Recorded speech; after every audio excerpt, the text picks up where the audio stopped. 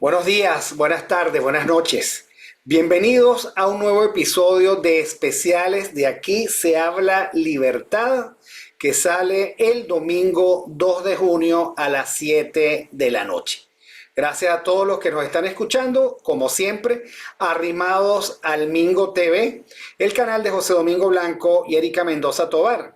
A ellos en X los consiguen como @Mingo Piso 1 y @Ementov, y en Instagram los consiguen como @Mingo TV, igual que el canal, y @Erika Mentov.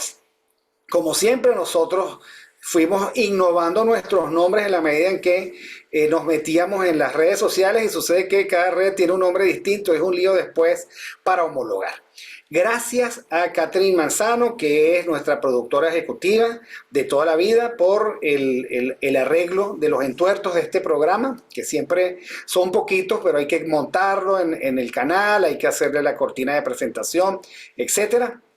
Y por supuesto, gracias a todos ustedes por suscribirse al canal, darle like a nuestros programas y tocar la campanita para estar pendientes de las próximas emisiones de la parrilla de este canal Mingo TV. Este domingo, luego de algunos fines de semana que no hemos trabajado el programa por razones de viaje, por razones de temas, por razones, pero este domingo tengo el inmenso y grato placer de conversar con un venezolano alemán, cuyo nombre ustedes lo conocen, Georg Eikhoff. Me perdonan mi mal alemán, pero así es la vida.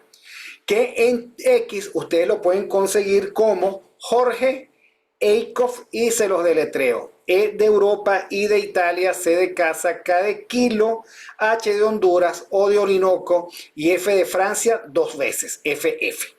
Bueno, síganlo porque es muy activo, y la verdad es que vale la pena seguirlo. Él es historiador, analista político, y no sé cómo, así como dicen que yo soy consultor político, yo creo que él es consultor de crisis internacionales.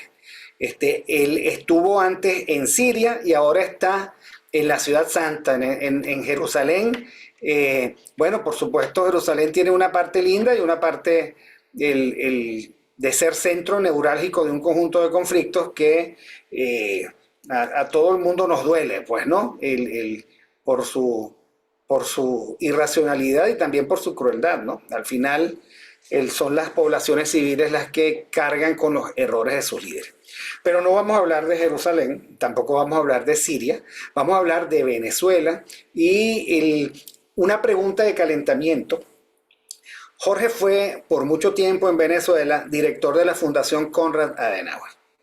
La Fundación Konrad Adenauer es una fundación política de uno de los partidos políticos que tienen vida en el Parlamento alemán. Estoy refiriéndome a los demócratas cristianos o socialcristianos, que siempre gobiernan en coalición con otros partidos de la misma ideología, pero que son regionales. Ya explicará eso Jorge. Yo lo recuerdo, pero no soy capaz en público de dar detalles para que él me corrija, prefiero que él lo diga.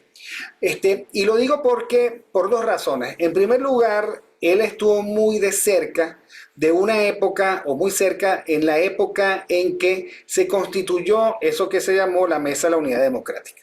Ya él nos contará lo que él quiera referirnos de su experiencia. Pero la pregunta viene por el hecho de que en este momento se está discutiendo en la Asamblea Nacional una ley terrible, que es la ley que regula y restringe las actuaciones de las ONGs, y tiene un capítulo muy importante sobre las ONGs internacionales, a las que les pide un conjunto de requisitos que muy probablemente provoquen la estampida de fundaciones políticas muy serias de mucho tiempo, como la Konrad Adenauer, la Neumann, el ILDIS, que es la de la socialdemocracia, etc. Y bueno, esta es la pregunta de calentamiento. ¿Qué aprecias de este tipo de medidas el que está tomando el régimen contra las organizaciones no gubernamentales? Bienvenido, Jorge. Sí, gracias. Ahora trabajo para la Unión Europea, que ofreció la observación electoral en Venezuela, y precisamente hoy fue que Elvis Amoroso, el jefe del CNE, le cerró la puerta a la Unión Europea. Ya llevo años trabajando en las misiones internacionales de la Unión Europea.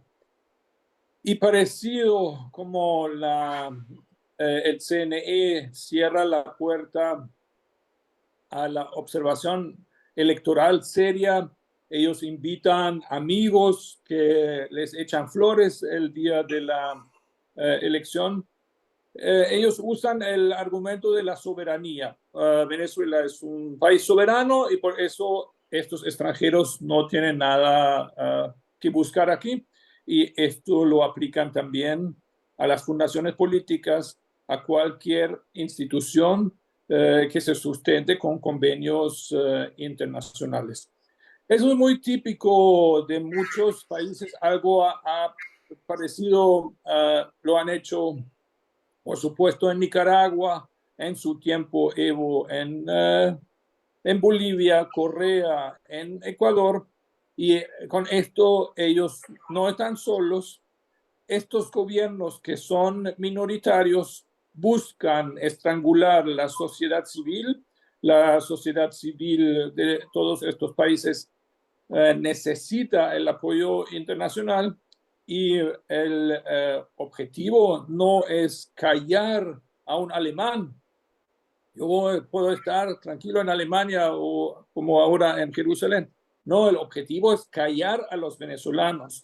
Este régimen sabe que es minoría y para sustentarse en el poder tiene que cerrar los canales de comunicación. ¿Por qué nosotros estamos hablando en este formato? Por la censura que ya lleva más de una década, que está ahogando la opinión pública venezolana, y algo que ellos, queriendo ahogar la sociedad civil, no saben manejar bien, son estos canales de comunicación alternativos que nosotros dos y todos que asisten y usan este programa ahora están explorando.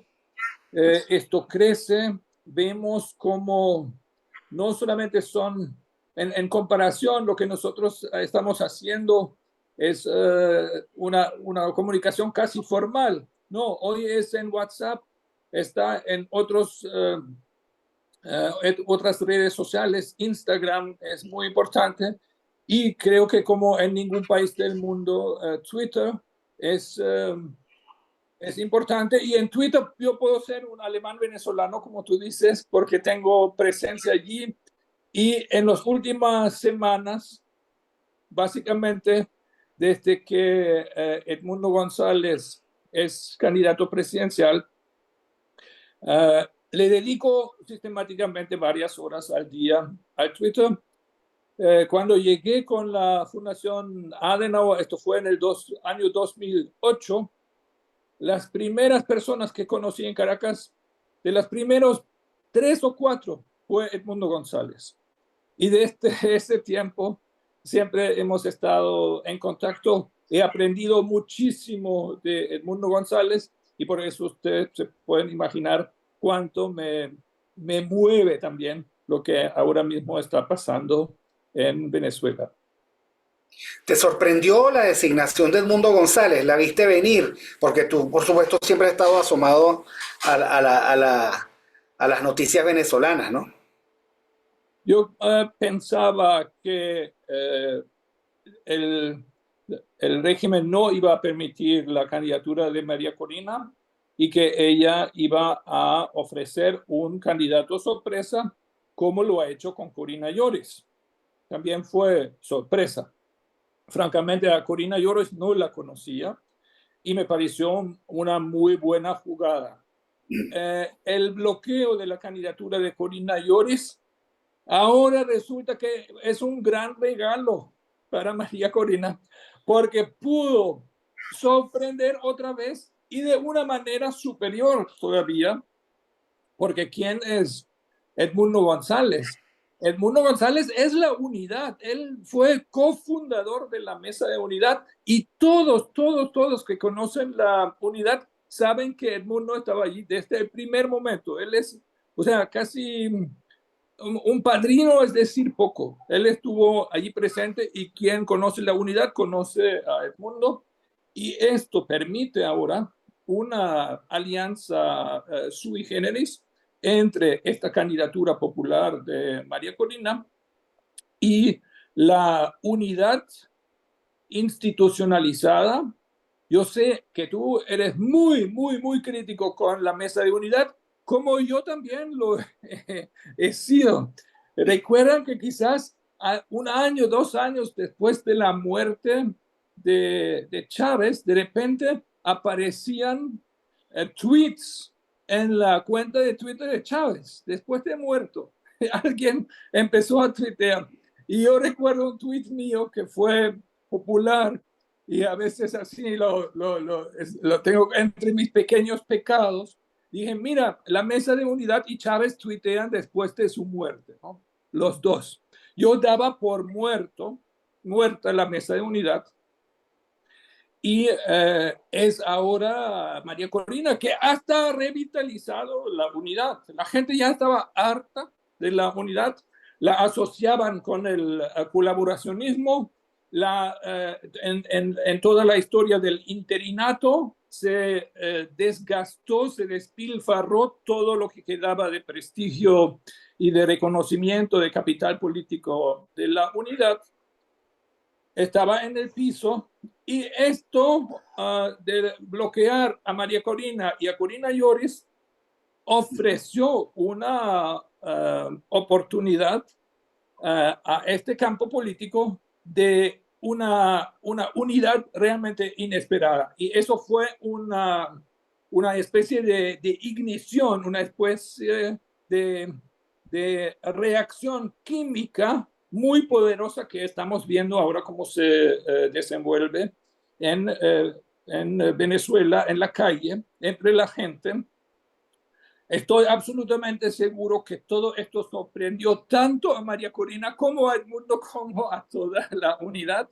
Desde luego sorprendió a Manuel Rosales, que tenía un plan completamente distinto, dirigido contra María Corina. Esto la unidad no lo ha permitido y ahora estamos viviendo algo apasionante y sorprendente para todo el mundo. Y quien me dice que esto era previsible, o si tú me preguntas, ¿tú venías venir la candidatura de Edmundo? Por supuesto que no. Edmundo tampoco, y creo que ahí está completamente sincero. Pero sí, cuando se daba la oportunidad, la han agarrado. Y creo que esto es algo que hace en el año pasado, María Corina me preguntó para dónde vamos. Y yo lo formulaba entonces muy breve, porque tampoco es que puedo hablar muy largo con ella, agarrar la sartén por el mango. Y esto es lo que ella hizo, y esto es un cambio de juego muy importante, y no suelta más esa sartén. Está dispuesta a conceder cosas que hace un año ella misma no pensaba que lo iba a hacer, y esto sorprende al adversario, y todavía después de semanas el adversario no ha encontrado la respuesta a esta candidatura sui generis, y los pataleos del CNE que vemos hoy. Es miércoles y grabamos para el domingo. Es parte de esto que el régimen todavía no ha encontrado la manera de enfrentar esta reconfiguración sorpresa de la oposición.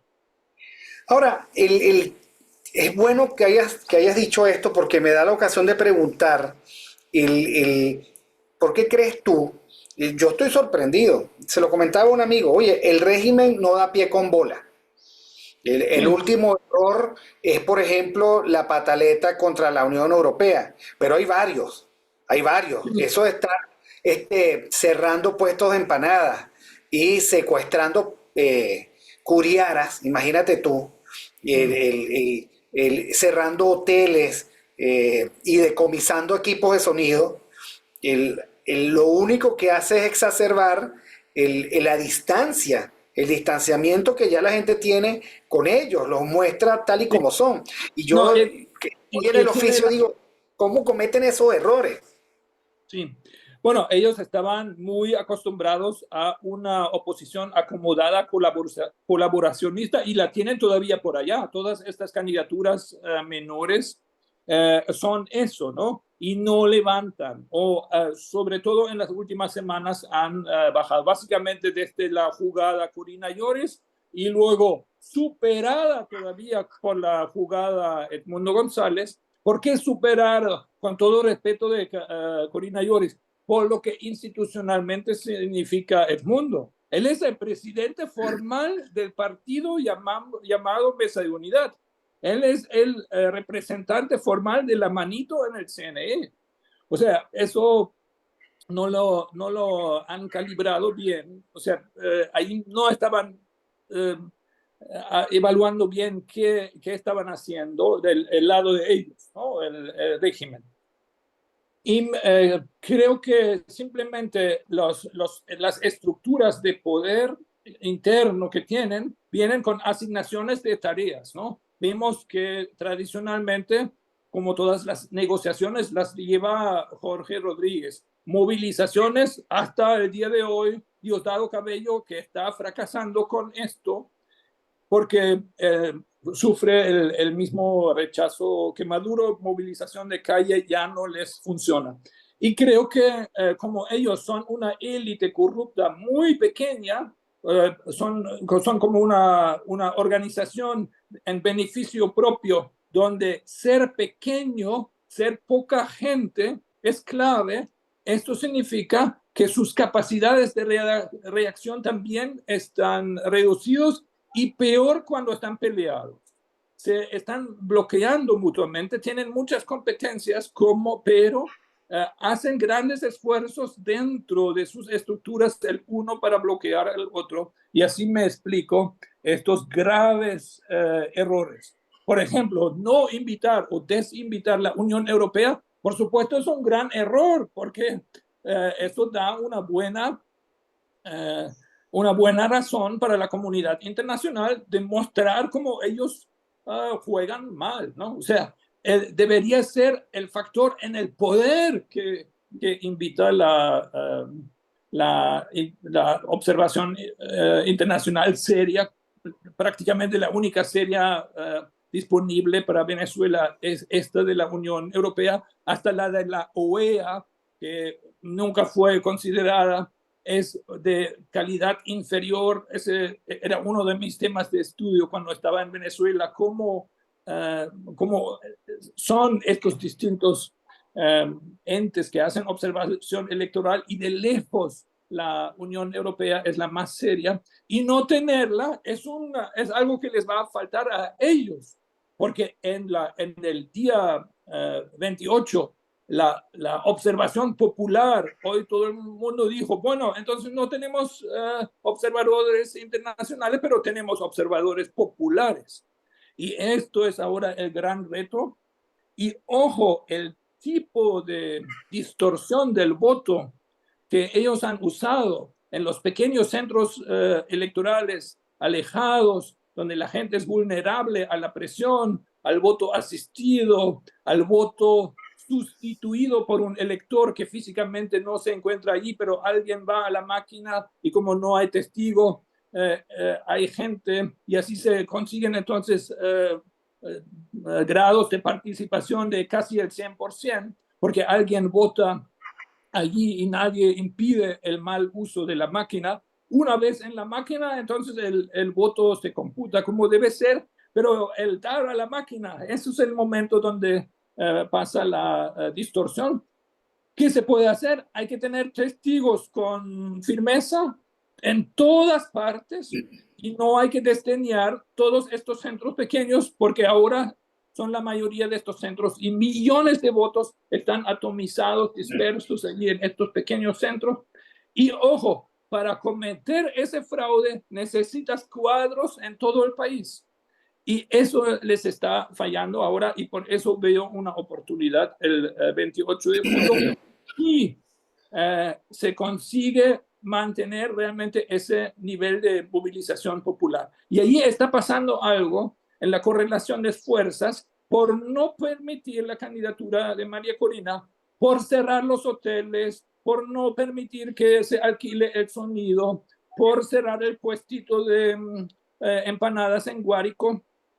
Ellos empujan toda la población a la innovación, muy lejos del mundo de la mesa de unidad y de los partidos del G4. Esto es autoorganización forzada desde el poder, y esta informalización y también masificación de la política en manos de la gente es algo que sale del control.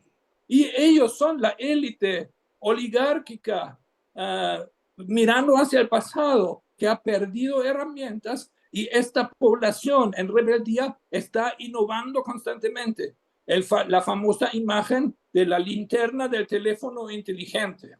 Eso es algo que vemos casi por primera vez. Antes no había muchos actos nocturnos tampoco. ¿Por qué? Porque María Corina tiene que ir con el carro por toda Venezuela, y entonces tiene que aprovechar todas las horas del día y todos los poblados que visita. Y entonces hay actos nocturnos que antes la gente ni se atrevía por el peligro físico al cual te exponías estando allí en la oscuridad con gente que no conoces. O sea, el régimen empuja a toda una población a un campo desconocido de la innovación, de la interacción popular y política, que ni ellos con sus tradiciones de izquierda lo conocen. Y mucho tiene que ver con el teléfono inteligente, que hoy está en manos de todo el mundo, y precisamente la migración que ellos, expulsar del país a 8 millones, excluir del voto a 5 millones, este mismo factor que cualquier venezolano tiene familiares fuera, eso significa que necesita el teléfono inteligente, y es probable que alguien que esté fuera ayude a financiar la compra del teléfono, los datos, etcétera. Y tenemos una cobertura casi total del país con el teléfono inteligente, y gente libre y pensante fuera del país que constantemente influye lo que la gente dentro del país está haciendo. Y eso es la gran innovación de estos días, de estas semanas, que me fascina, y estoy yo mismo en este torbellino de innovaciones. Y ojo, yo creo que es inducido por una política represiva desde el poder, donde a la gente no le queda más remedio que innovar, y lo está haciendo exitosamente. Mira, tú sabes que hay otros puntos de vista, te lo propongo para que lo comentemos. ¿Recuerdas tú que hace poco era imposible viajar por el interior del país porque no había gasolina, porque Venezuela estaba somalizada, porque grupos delincuenciales controlaban porciones de carretera? Yo recuerdo hace unos pocos años, pocos, 2 o 3, el oír de un dirigente político la odisea que significaba venir de Ciudad Bolívar a Caracas. Y la circunstancia que él tuvo alguna vez, que el irse con el juego de la gallina ciega, de la teoría de los juegos, contra unos grupos que estaban bloqueando la carretera, y él se jugó allí a Rosalinda. ¿Sabes qué? O me muero o ellos huyen. Y efectivamente acelera, el tipo Mad Max, ¿no? Acelera y se va contra los carros, y los carros dijeron, este se lo tomó en serio, nos conseguimos con un suicida, y se movieron de la carretera, y él pudo avanzar. Ahora, te lo propongo, ¿por qué?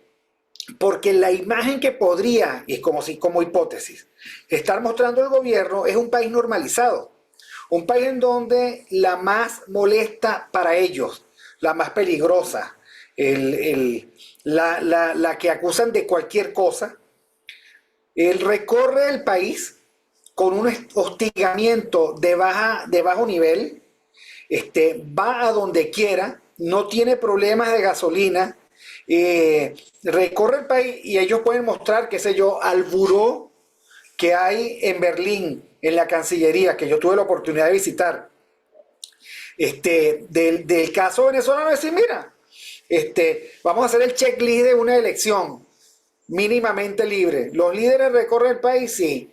¿Hay opciones políticas alternativas? Sí. ¿Hay varias? Sí. Y por supuesto tendrán checklist en positivo y un listado en negativo. Eso no será, digamos, parte de, porque me hace ruido que ellos se peleen con la Unión Europea, porque yo hasta un momento pensé que esta era una liturgia que les permitía a ellos replantear sus relaciones con el mundo. Ustedes querían elecciones, yo hice Sí, por unas elecciones. supuesto. No, Competitiva, la hice competitiva. Con observación, aquí están los observadores. Pero claro, ellos son como el alacrán, ¿no? Que termina usando el aguijón, le convenga o no le convenga. Entonces, sí, ¿qué opinas tú de esa mirada? no, ya lo he dicho, excluir la Unión Europea era un error grave, grave, ¿no? De paso también justifica mantener las sanciones personales, que no son contra nadie, es contra Elvis Amoroso y algunos señores del CNE y la yema de la dictadura, ¿no? Y todo esto del daño al pueblo por las sanciones. Las sanciones de la Unión Europea por lo menos no son. O sea, muy desorientado. Vemos un adversario desconcertado que no da pie con bola en ese momento. Bueno, tienen exactamente 60 días todavía para corregir.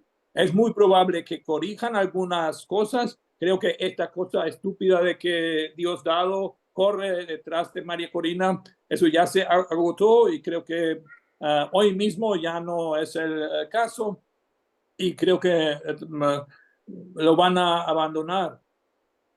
Pero ellos quieren movilizar y quieren también transmitir normalidad. Estos nuevos formatos de televisivos y de TikTok de Maduro, donde viste de manera diferente, donde el rojo no aparece, son colores más afeminados y eso tratan de reinventarse, pero creo que es tarde. Todo el mundo conoce Maduro, todo el mundo asocia dolor y dolor físico con Maduro, hasta una persona obligada del lado de ellos lo hace con asco y con dolor y se le nota a la gente de ellos. Así que creo que esto se agota y pueden hacer un concierto en Altamira y la gente va y disfruta del concierto, pero igual eso no cambia la mala percepción de Maduro. Así que creo que en cuestión de opinión pública y de votos, hasta excluyendo a estos 5 millones que están fuera, esa cosa ridícula que solamente 60.000, 70 y pico mil de venezolanos en el exterior pueden votar, eso es una traición de la nación. Esto es simplemente excluir la población del país. Entonces ya no hay nación. Por eso yo digo, viene de una reflexión de comparación de muchos países y de un ciclo de historia. Esto que estamos viviendo es un movimiento de liberación nacional. Maduro ya no representa la nación está sin instituciones como una nación colonial hace 200 años en el caso de América Latina, hace 100 años en África, en Asia. Ya Venezuela es una nación formada que no tiene instituciones en ese momento porque el presidente electo fraudulentamente no representa a la nación. El CNE no es algo de los venezolanos de organizarse para elecciones, sino una parcialización, una parcialidad tiene quebrado el CNE. Los medios públicos, la televisión, la radio, no juegan ningún rol porque no representa a nadie.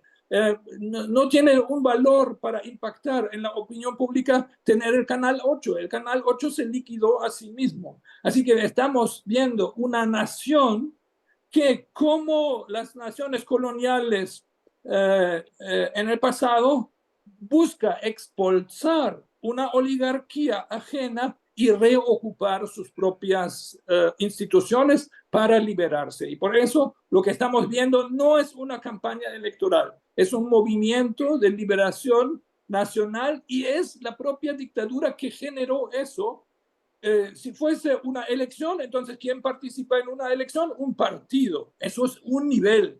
La tarjeta de la manito, la tarjeta de un nuevo tiempo, la tercera tarjeta de un partido que casi nadie conoce. Estos son partidos, pero no son importantes. Lo importante es lo que vemos en la calle con María Corina, y es informal, es fuera de las instituciones, y eso lo llamo un movimiento, a diferencia de un partido. Un partido es un ente legal que participa en un proceso legal que son elecciones, pero ellos mismos empujaron a todos los venezolanos para fuera de las instituciones que prescribe la Constitución, y allí se organizan y están innovando y están gritando libertad para quitar a esta gente que bloquea, que tiene bloqueado el acceso de la nación a sus propias instituciones políticas democráticas.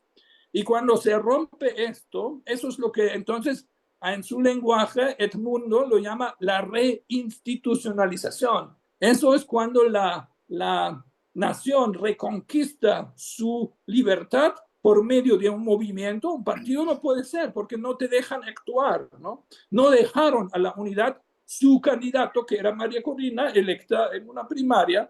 Entonces quiebran el juego institucional, expulsan los venezolanos de sus propias instituciones y no desaparecen, sino hacen algo. ¿Qué están haciendo los venezolanos con la esperanza puesta en el 28 de julio? Hacen algo que va mucho más allá del 28 de julio, y esto precisamente lo forzó una mala estrategia del gobierno, que ellos vaciaron las instituciones, se quedan solitos dentro y escuchan su propio eco, pero no les permite interactuar de una manera eficaz con el país. Eso es, creo que, lo que Ahora, estamos viendo. en todos estos momentos carismáticos, encierran o contienen una exigencia y un peligro. El peligro está, como siempre, en la inmensa exigencia emocional de los momentos carismáticos. Sí. Y el peligro es que esa inmensa exigencia emocional termine haciéndonos olvidar que hay un desafío que tú lo planteaste con muchísima precisión, que es el desafío de la organización del día de las elecciones. Que es diferente al desborde emocional de un meeting, de la sensación además de liberación que efectivamente la gente tiene, del deslinde y desconocimiento del marco institucional del totalitario. Y allí, digamos que hay un problema. Manuel Llorens, que probablemente tú conociste, psicólogo de la Universidad Católica Andrés Bello, el que fue el primer psicólogo de la Vinotinto, él decía que, hablando en su libro Terapia para el Emperador, donde él trata de estudiar el liderazgo y el liderazgo en equipo, teniendo presente a los jugadores de fútbol, ¿no? Que de repente se endiosan. Y para la época, la verdad que ese endiosamiento de los jugadores venezolanos, pues no tenía muchísima razón, y sin embargo existía ese endiosamiento, ¿no? Él decía, bueno, no entienden algunos que el liderazgo y el equipo necesitan hacer el trabajo diario. En el caso de un equipo, tal vez hacer el ejercicio, el entrenamiento. El otro programa yo decía, bueno, digamos, no enfocarse en las jugadas preciosas para la tele, sino a veces pasar la pelota al que está mejor colocado, ¿no? Y entonces, allí hay una circunstancia, porque tú también planteas con muchísima claridad que el desconocimiento de las instituciones totalitarias no hace que desaparezcan las instituciones totalitarias, están allí, y están allí jugando con una ventaja insólita, cometiendo los errores propios de la arbitrariedad, de la ceguera, de la cortedad de miras, que tú también has descrito, pero están allí.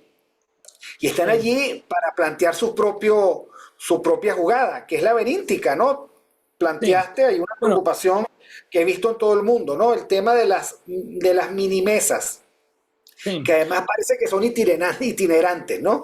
Está el tema de que en algunos sitios el voto asistido es de toda la vida, de toda la vida. Yo recuerdo, no sé si ha cambiado, en todo caso recuerdo hace unos años un candidato a gobernador de Guárico decía, bueno, es que yo no puedo jugar, los llevan, casi que le colocan el dedo donde deben marcar y los llevan y los acompañan, voto asistido pero por Ruma.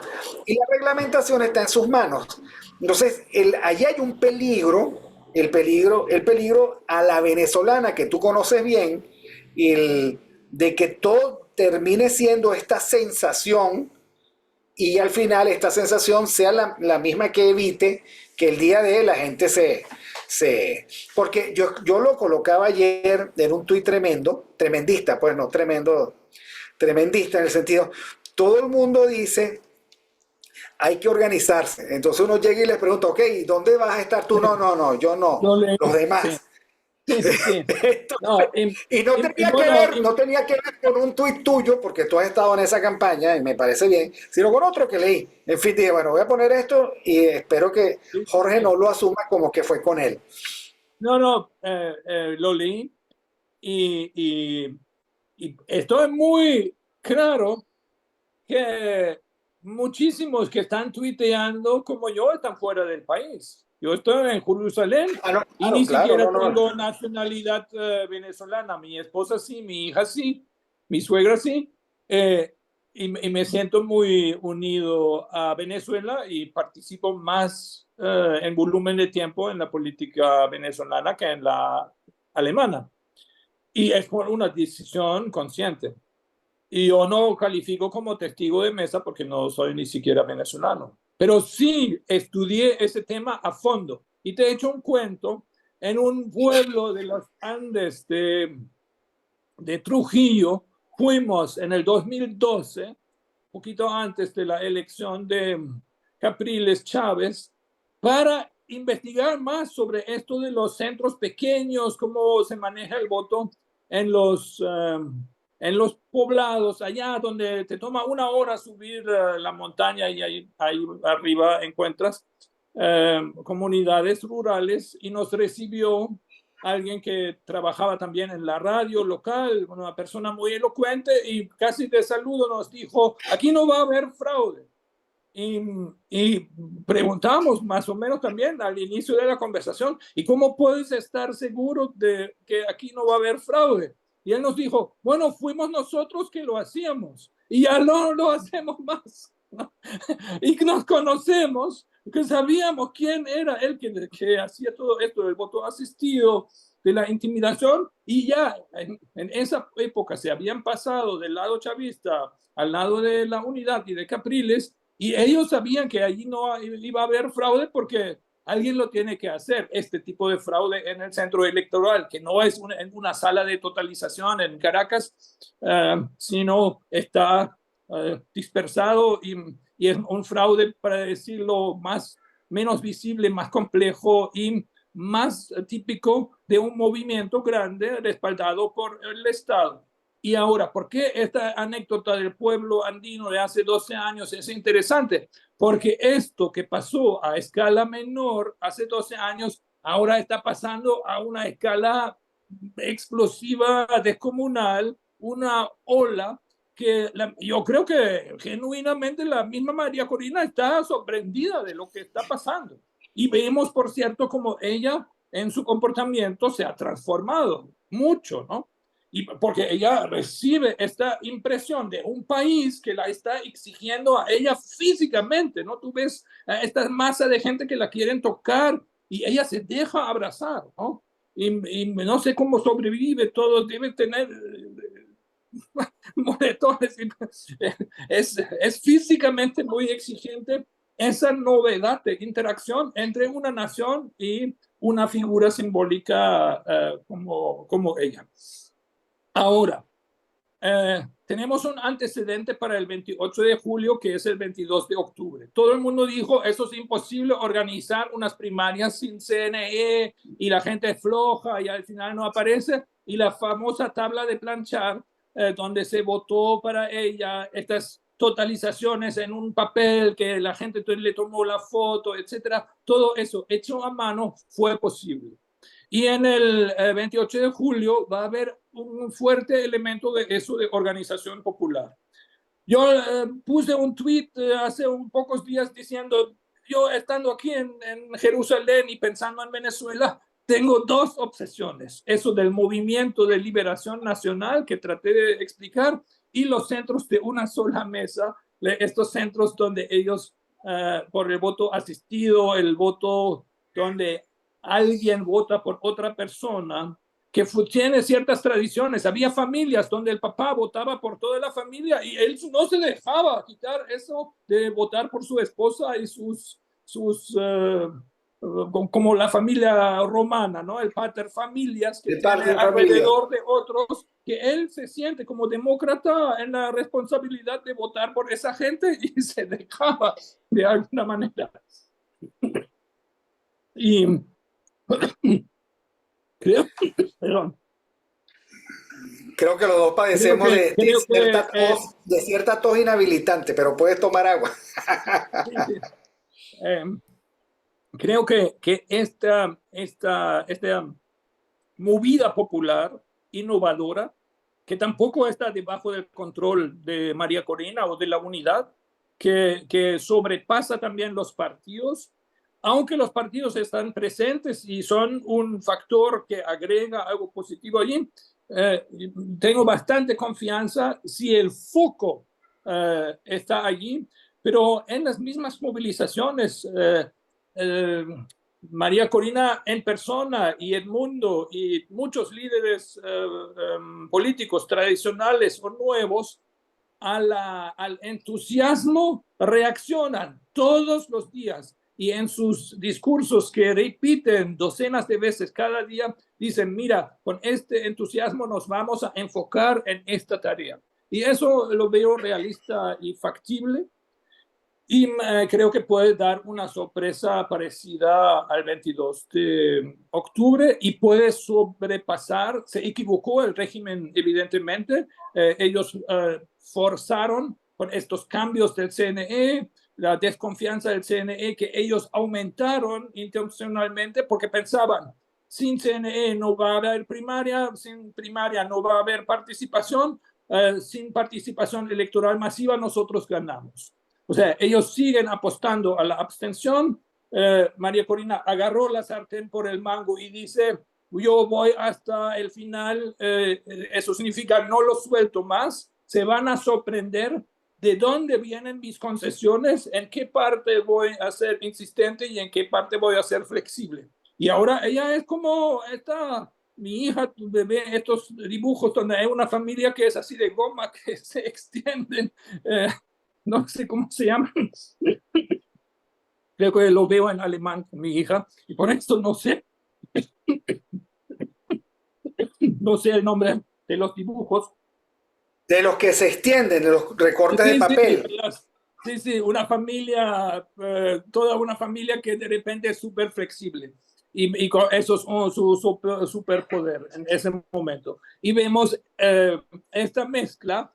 Y esto es la estrategia, eso en la estrategia militar también era siempre el juego de ser muy firme en algunas cosas, o sea, de tener posiciones donde te has hecho firme y tener entonces velocidad alrededor de tus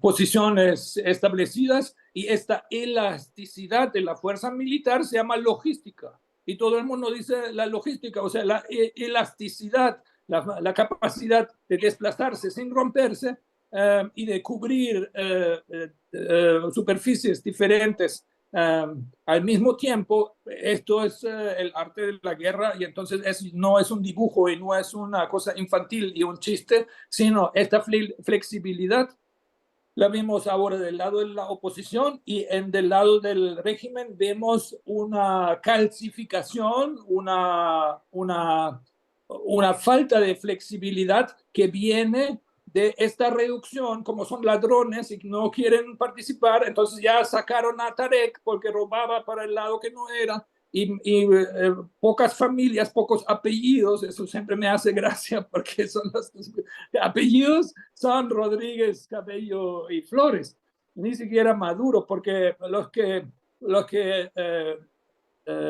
saquean Venezuela en ese momento es un grupo muy reducido que se encoge más y con eso están perdiendo la capacidad de reacción y la flexibilidad necesaria para enfrentar un adversario que tiene esta masa de gente con estos procesos rápidos de aprendizaje que vemos en la gente, como por ejemplo, para darte un ejemplo, lo del teléfono inteligente. Llevo el teléfono, no hago solamente una selfie, sino enciendo la linterna y creo este momento simbólico de unidad a través de la luz, que en las liturgias del cristianismo y otras religiones tienen miles de años. Estos rituales nocturnos de la luz, la gente sabe reproducir esto, y hasta hubo un evento donde se pusieron de acuerdo de levantar el teléfono y encender la linterna todos al mismo tiempo, como en un ritual pascual.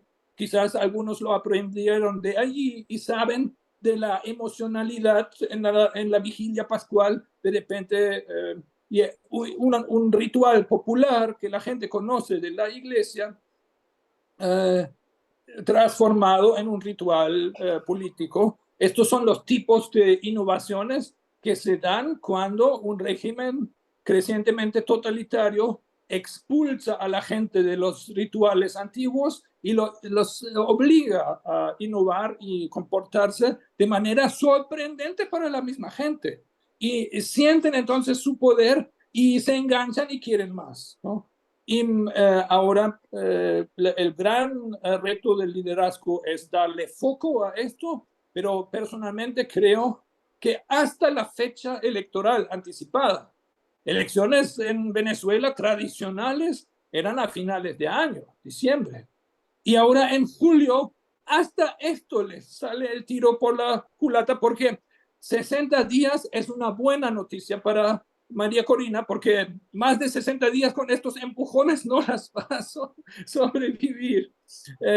Y 60 días que quedan son un lapso manejable para crear esta movilización y organización popular necesaria para el 28 de julio. Ahí lo veo ahora como una fortaleza la fecha, no como una de la rebelión, del movimiento de liberación. La fecha 28 de julio es una buena fecha.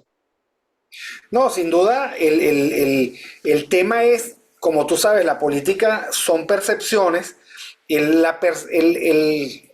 También lo dijiste. Yo no sé a quién se le ocurrió el seguir la agenda de María Corina, de parte del régimen, ¿no?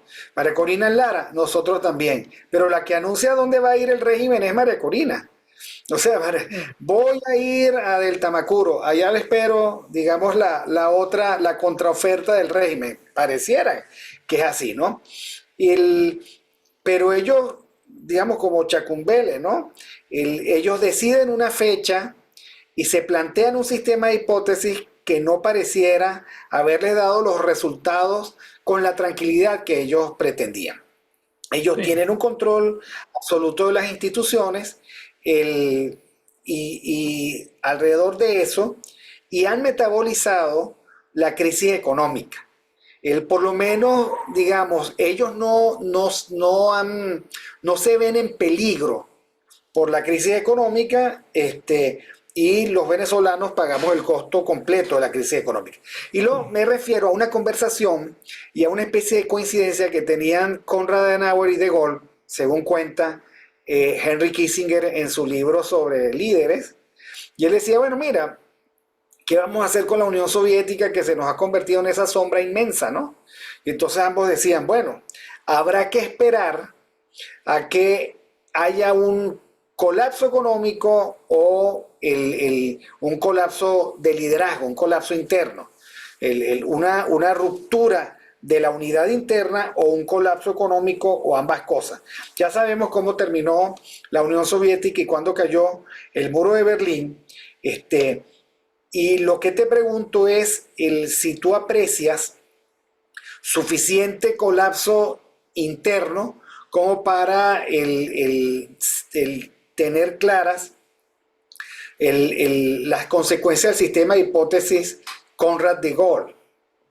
Sí, mira, ahí me obligas a entrar en un tercer tema favorito que tengo. Tengo ese tema favorito en estos días, Movimiento de Liberación Nacional, o sea, no partido, sino movimiento, la nación sin instituciones, la nación que se libera de una ocupación. Esa ocupación es Maduro, Maduro no es Venezuela, toda Venezuela siente esto y expulsa lo que no es venezolano. Y por eso la bandera nacional en todas estas manifestaciones está presente y está cada vez más presente el himno nacional, y eso es bueno. Eso tiene que ser un movimiento nacional y María Corina y Edmundo tienen que agarrar la bandera y no soltarla más, no permitir que Maduro, que destruyó el país, se venda como el presidente del país, el representante del país, que no lo es. Y esto lo conecto con el segundo tema, es lo de la defensa en los centros pequeños. El tercero es este régimen no quiere construir, su función geopolítica es destruir el país, no construir el país. La Unión Soviética, Lenin, Stalin y hasta los últimos, yo creo que hasta cuando empezó Gorbachev, todavía tenían como tarea histórica construir el socialismo. El socialismo está muerto. Hoy la Rusia de Putin es muy antisocialista. La China de Xi es antisocialista. Esta gente sabe cómo el socialismo es destructivo y chinos y rusos no quieren nada con socialismo. En China lo llaman todavía así, pero si ves que es la práctica económica y social, es lo opuesto, ¿no? Es el consumo de masas en China. También en Rusia, el consumo de masas solamente en Moscú, en San Petersburgo, el resto de Rusia, ellos sirven solamente como carne de cañón para quemarlos en Ucrania. Ahora, ¿cómo Venezuela se inserta en ese mundo donde juega China, donde juega Rusia, donde juega Irán? También acá, hace pocas semanas, vivía yo aquí en Jerusalén un ataque iraní y encima de mi casa prácticamente fueron interceptados los drones y cohetes que venían por lo menos por órdenes de Irán, quizás no directamente desde el territorio de Irán, pero yo veo estos tres jugadores principales y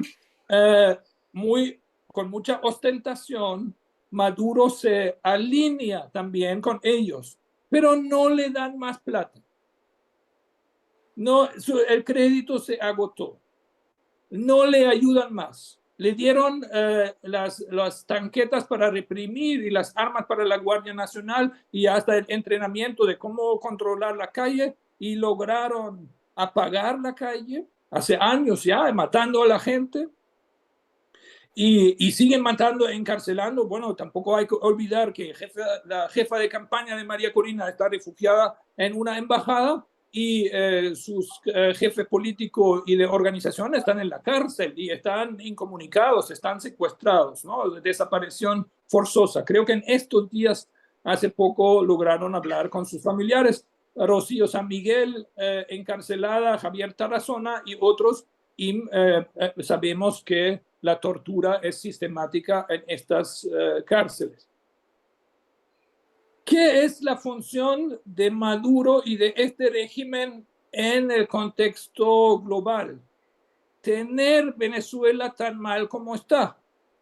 La migración, la presión migratoria hacia Estados Unidos, pero también hacia Europa, esto es el objetivo que China, Rusia e Irán persiguen, porque quieren crear problemas en América Latina, en Centroamérica, en las fronteras de Estados Unidos. Lo mismo hacen en África, que crean, entre otras cosas, por el islamismo, por medio del islamismo, flujos de migración.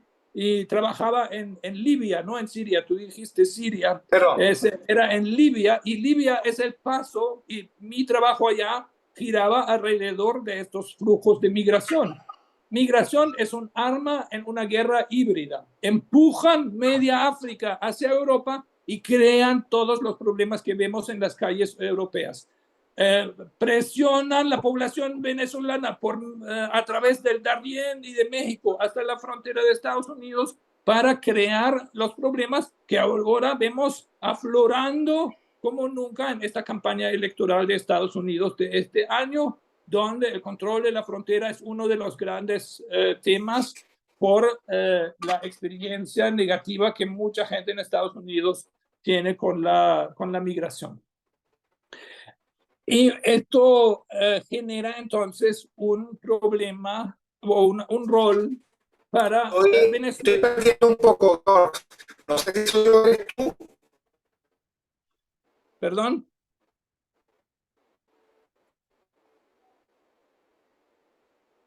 No, que te perdí un poco, se escuchó entrecortado.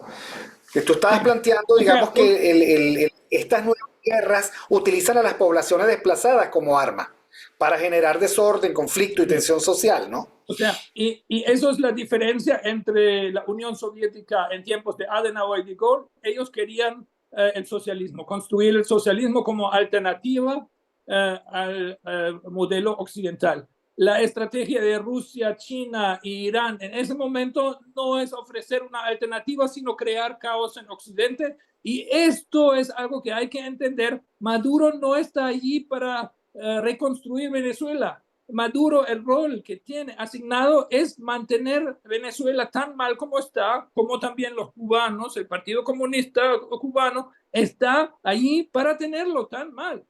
Ellos no tienen ningún proyecto de mejora porque reciben estos apoyos, son un elemento de lo que ellos llaman el mundo multipolar para crear problemas. Los rusos y chinos no les gusta Venezuela, piensan que es una versión de África, son también muy racistas contra la población de color de Venezuela y dicen el caos para ellos es la forma natural de vida, en eso les ayudamos y nos preocupamos para tener un presidente en Miraflores que mantiene el caos en el país y que mantiene el flujo migratorio y que muestre a todo el mundo que Occidente no funciona. Y esto hace tan difícil luchar contra gente como Maduro y Cabello y Rodríguez, porque no quieren Venezuela, ¿no? Su función es robar para ellos y estar en el poder y tener el país en el piso para hacer un problema en Occidente. Y eso es un proyecto genuinamente antinacional. Y ahí cierro mi argumentación por eso. La oposición contra Maduro es un movimiento de liberación nacional porque su proyecto es destruir la nación y mantenerla en el caos, mientras la oposición y hasta la gente en todos estos pueblos chiquitos que están en el camino de María Corina en sus recorridos a las poblaciones más grandes, esta gente se dio cuenta, estamos gobernados por una gente que no les duele nuestro dolor, que nos quieren tener en esta miseria más o menos abiertamente. Todo lo del CLAP y de los bonos, la gente lo siente ahora como humillación y represión, no, ya ni siquiera como una dádiva, sino como el ataque a su libertad que es. Y la gente se quiere liberar del CLAP y de esa represión. Eso es una intuición. Esta gente muy probablemente no sabía nada de China, Rusia e Irán, pero sienten la humillación y se quieren sacudir este gobierno que es antinacional y quiere mantener el caos en el país y no quiere el crecimiento y el bienestar, las instituciones y la paz social. Ahora, hay dos modelos que son el espacios de entrenamiento hacia los extremos. Está el viejo modelo cubano. Yo pienso que Cuba es la nomenclatura y medio millón de policías. Y con eso, digamos, tienen a la isla controlada y la judicialización de toda la vida y de todas las libertades. El que no esté de acuerdo sale y saca la lengua, lo condenan a 25 años de prisión. Jóvenes, de verdad que da dolor el condenados por algo más que una muchachada, pues, ¿no? Y Nicaragua ya vemos, pues, allí no queda en pie nada, solo queda en pie ellos dos. Ni la iglesia se ha podido salvar, y eso que la iglesia está dirigida por Francisco. Entonces, ¿a ti no te parece que ese es el modelo que sometido a estas circunstancias ellos van a tratar de aplicar? O sea, ellos se saben que son impopulares. O sea, si ellos aspiran a ser populares, ese es el costo, ¿no? Sí, Uno puede pero ser popular. Los verdugos no son populares. Asumen el costo. Se ponen su capucha, qué sé yo. Tratan de no comentar en el bar de la esquina que ellos son los que le cortan la cabeza a los demás. Pero, y eso es, digamos, ellos son especulares a este régimen, ¿no? En el orden sería Cuba, Nicaragua, Venezuela. Todos los demás han marcado distancia. Lula ahora se vistió de decencia. Petro anda en el figurón de tratar de ser el nuevo líder internacional. Y el muchacho chileno, la verdad que nunca ha sido demasiado dócil, ¿no? Es otra generación de la misma izquierda. y allí veo que Venezuela es diferente. Primero era el país petrolero, el país eh, rico, el país con una democracia que en Nicaragua y Cuba nunca la hubo. Eh, con estos momentos ahora también son recuerdo de tiempos mejores. El cuento de que la Cuarta República era todo miseria, eso ya no lo compra nadie porque la miseria es ahora, ¿no? Y nadie o la comparación entonces con la Cuarta República pierde sentido. Teóricamente podría ser ahora tan mal como la Cuarta República. No es verdad, la Cuarta había comida y ahora no, y había gasolina y ahora no. Pero incluso si fuese verdad, entonces no tiene sentido la comparación, ¿no? Es decir, mira, ahora estamos tan mal como antes. Bueno, ¿cuál entonces qué revolución? O sea, se agotó esto y el concepto es mantener el conflicto político-social en la sociedad. Y por eso dejan correr y pensaban que pueden hacer unas elecciones donde la oposición una vez más se estrella y ellos pueden decir, mira, el país con el mejor sistema electoral y no, en ningún país del planeta hay tantas elecciones y consultas y todo lo que dicen ellos constantemente. Eso es parte del sistema chino-ruso-Irán, mantener Venezuela en un constante caos y torbellino, incluyendo en lo político. Pero esto puede salir de control si hay alguien, un adversario que lo termina por entender, y creo que eso está pasando.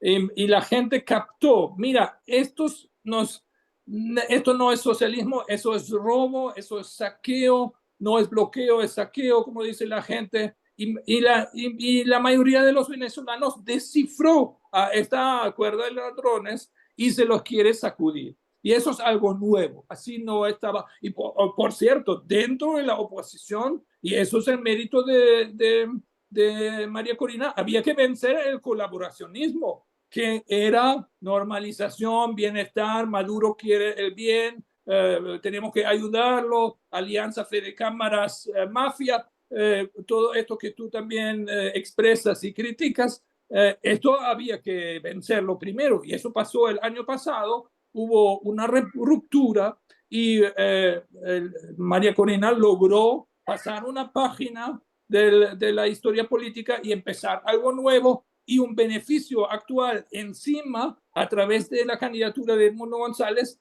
saca de la unidad pasada y medio muerta las cosas que sí valían y que están vivas todavía y que se pueden usar para este nuevo capítulo de la historia nacional que llamo el Movimiento de Liberación Nacional. Significa también mucho más grande que la unidad, que la manito, que la mesa de unidad.